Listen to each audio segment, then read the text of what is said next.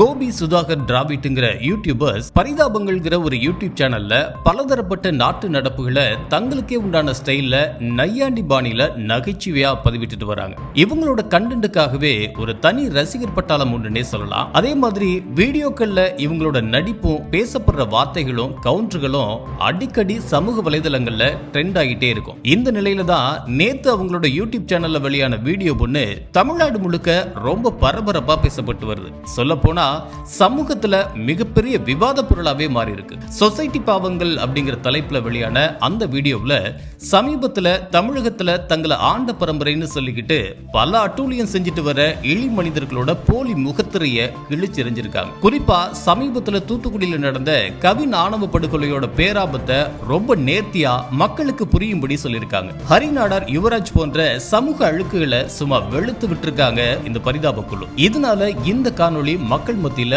மிகப்பெரிய வரவேற்பு பெற்றிருக்கு. இதுக்கிடையில தான் தங்களை உயர் சாதின்னு மாத்தட்டி கொள்ற சில மனித மிருகங்கள் பரிதாபங்கள் குழுவை மிரட்டுவதா தகவல் வெளியாகிருக்கு.